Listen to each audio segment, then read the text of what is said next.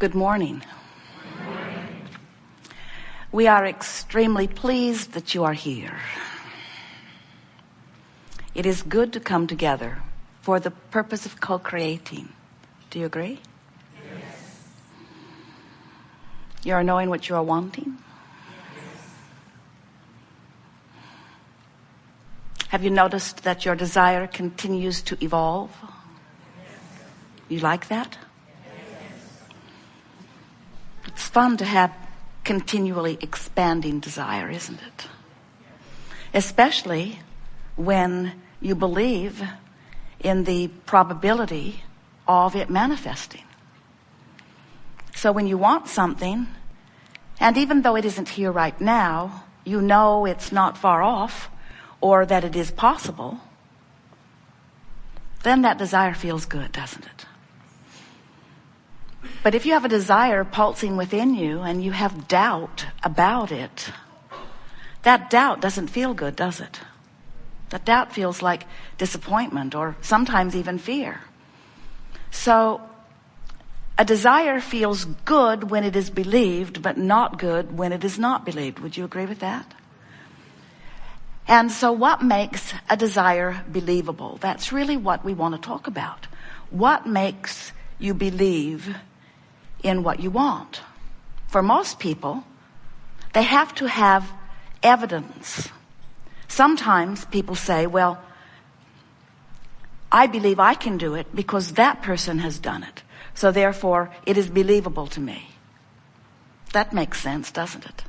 Others say, well, just because that person can do it doesn't mean I can do it. So I believe in their ability to do it, but I don't believe in my ability to do it. That desire doesn't feel so good. In fact, it feels worse than ever because you want something, you see others achieving it, they flaunt their achievement, don't they? They're all around those successful ones, flaunting their thinness, flaunting their prosperity, flaunting their agility, flaunting their healthiness. They don't mean to flaunt it, but if somebody's got something you want and you don't believe you can have it, their having it feels like they're flaunting it. Feels like they are showing off with their success of your desire. When you gain confidence in these laws of the universe, you'll be joyful no matter where you stand in relationship to anything you want. So when we began here today, we asked the question, so what's this belief thing? I want it, but I don't believe it because I haven't yet seen it. So a logical person would say, well, if I haven't seen myself do it, but I need to believe I can do it in order to do it, doesn't it seem impossible? And we say, not when you believe in the laws of the universe, not when you understand law of attraction, not when you understand that you are non-physical energy first and foremost. You don't have to believe that you can accomplish that specific thing. You just have to believe that you can accomplish anything. You just have to understand that the universe has your back, that the law of attraction will yield to you the equivalent of what you're offering vibrationally. You just have to believe that your emotions never lie to you, that your emotions every time give you the feedback that lets you know whether you're in vibrational alignment with what you want or not. So what makes people assume that there's something karmic that they're compensating for? Well, it's easy to understand how they'd get there. They innately believe that they are good. They want to be good. They know that they want stuff that they can't get. And they're outside the vortex trying to make it happen through words and action, not lining up with the energy that will allow it to happen, but struggling really hard to make it happen. And finally they just get weary and they say, oh, don't tell me that I create my own reality. I don't want to hear that because I've wanted that for a long, long time. Don't tell me that when I ask it is given. If that's true, then where's my stuff? I've been asking. I don't think it's been being given. And then to explain why when they innately know that it should be going better for them and it isn't, then they come up with all of the screwiest explanations about why things aren't going better. It's my mother's fault. It's the government's fault. It's my husband's fault. It's my wife's fault. It's my child's fault. it's the fault of karma. I must have done something screwy in a past life, and now I'm coming back to do it again, you see. And so that's the reason that we don't talk about karma in the way that most people mean it. There is nothing in anything that we know that even remotely resembles what most people mean when they talk about karma. Now, are you an eternal being? Yes. So that's kind of karmic. Are you source energy at the same time that you're here? Yes. So that's sort of karmic. Do you come back and have other experiences? Yes. But every time, see, here's how it works. So here you are in this physical body, knowing what you do want, knowing what you don't want, asking for more. And we've been talking all day here today about closing the gap. Hopefully while you're here in this physical body, but some don't. Some just get more and more and more of a spread between who they're letting themselves be and who they are. And then they have their closing of the gap during that releasing into the non-physical, what you call the death experience. But once reemerged back into non-physical, they now stand as the culmination of all that life has caused them to be. All that they were before they were in this body and all that they've been since. You are an expanding being, an expanding consciousness, an expanding energy. Yes, yes, yes. And when you make your decision to come back again, and you will, because it's great fun. This is the leading edge. This is where it's at. This is where the expansion begins and ends, if you will allow it. You come from this framework of who you are. You, in this time-space reality, are putting all kinds of things into this vortex of creation that future generations will benefit from. But it doesn't need to only be future generations. You all could get into the vortex now if you would use the power of your mind to get in there, and you could benefit from it right here and now. But if you don't, it doesn't matter, because who you really are has become that, and when you reemerge into physical again, you will come from that vantage point. Haven't you noticed that about the children that are coming forth? Don't they just know stuff? Don't they know stuff? Esther visits with her grandchildren, and she can hardly believe that they know stuff she just learned from Abraham. I just learned that, and you were born knowing that? You sort of understand, don't you, that you are more than you see here in these physical bodies? You are vibrational beings. You are source energy in physical form. You were non-physical energy before you expressed yourself here in this physical body. But when this you that you know as you was born into this magnificent physical body, the larger part of you still remains non-physically focused.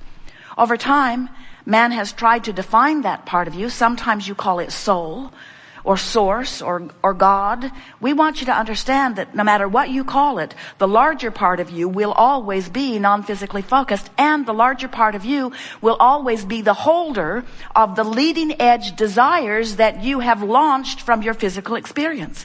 In other words, sometimes physical humans have it backwards. They say, oh, non-physical is source-like, and it's all finished because it's not coming forth to suffer anymore. It's not coming forth to strive or to progress.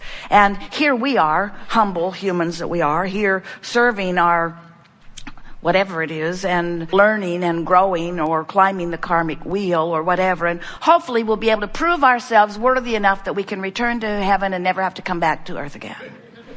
And we say, you could not have it more screwy, because you are source energy, you are eternal beings, you are non-physical energy, and you love to send a part of that which is you into a leading edge experience where the environment can evoke from you new ideas of expansion, the evolution of all that is, not just the species on your planet, the evolution of all that is happening because of this leading edge time-space reality that you are focused within.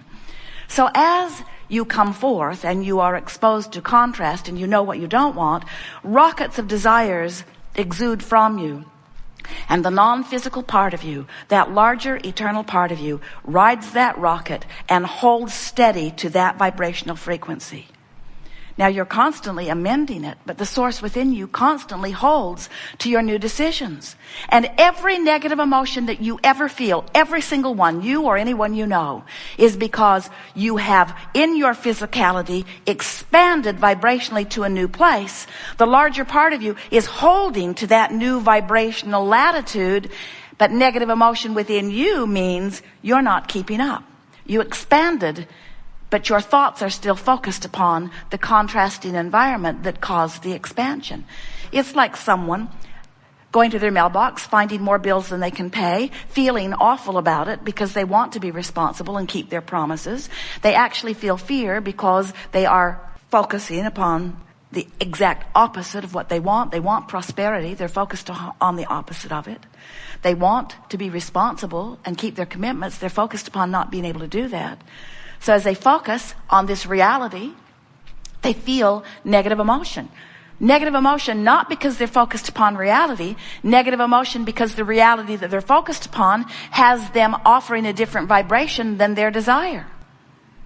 So they take the emotional hit, and we say, fine, nothing wrong with that, because in that exaggerated moment, you launched more rockets of desire. You asked for even more prosperity. You asked for even more ability to keep your promises to the financial lenders. You launched even more rockets to keep your commitments to yourself. You launched even more rockets, but are you following the train of those rockets? Are you making an effort to think about how nice it will be when the money catches up with the vibration? Or are you beating the drum, it's been this way too long?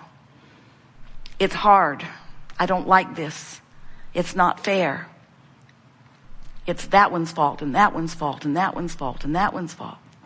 And we say, you have an option in every moment to lean in the direction of who you really are, or lean in opposition to who you really are. And every time you lean in opposition to who you really are, you feel worse. And every time you lean in the direction of who you are, you feel better. This is a vibrational place. In other words, Esther met someone years ago who was going to meditate. And when Esther visited with her, she said, yes, every day we levitate. And Esther said, really? You all levitate? And she said, yes. But when Esther looked in the little window of the room where they were all levitating, they weren't levitating. They were all sitting on the floor. But if Esther had been in the room with them, she would have had the experience of levitation with them. In other words, you have to be in the vortex. You have to be up to speed with who you really are, you see. And so what Jesus' primary message is that he was the extension of source energy. It was translated in many different ways. It's translated that he was the Son of God, eventually the only Son of God. In other words, it got more and more distorted as time goes by. But there was nothing that he was saying then or would say to you now that is different than what you are hearing here. And you can tell by the resonance that you feel within you when you find a piece of something that the source within you agrees with. We are not wanting to go back into history and rewrite any books. It's not necessary. What we want you to do is to find the feeling place of where you are, acknowledge that there is a larger part of you that you have expanded to, and then feel yourself into resonance with who you are. We want to empower you to your own guidance system. And when you do, while you will continue to love and appreciate this one that you know as Jesus, you won't hold him on a pedestal that you have not yet achieved. You will see him as a partner in creation. You will feel the equality of that which you all are. You will feel the fullness. You will never really know who he is until you achieve that same vibration, you see. Don't make yourself separate and apart from him. Don't hold him in a category in your mind or on a pedestal that is unreachable for you. That was never his message. And that's why when you tell the story in that way, it always feels the way it does in your gut. It's bogus. It's off, you see. When you hear the stories of love, when you hear the parables, when you listen to the way he cared about others, sometimes you feel all full of yourself. Because in the reading or the hearing of that, you come into alignment with who you are. But the majority of the story, the part that's most emphasized about this blessed being who came to teach, to uplift you all to the same alignment, the majority of the story that is told is about the day that he was not in the vortex. And then all of the stories that you then have to tell in order to make that fit, and that make that fit, and then make that fit, and then make that fit. And before you know it, everybody says, I believe, but nobody knows what they're believing because nobody feels it.